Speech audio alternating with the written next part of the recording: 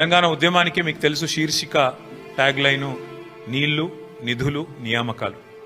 అందుకే 10 సంవత్సరాల కేసీఆర్ గారి పరిపాలనలో ఈ 3 రంగాల్లో సంపూర్ణమైన న్యాయం కేసీఆర్ గారి ప్రభుత్వం చేసింది.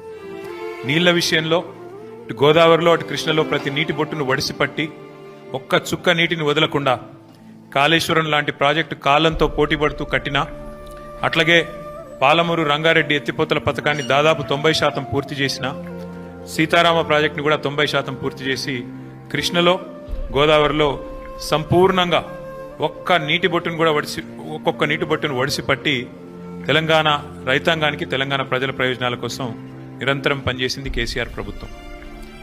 కానీ ఈరోజు నీళ్లు నిధులు నియామకాలు అనే ట్యాగ్ లైన్ ఎక్కడో పోయింది.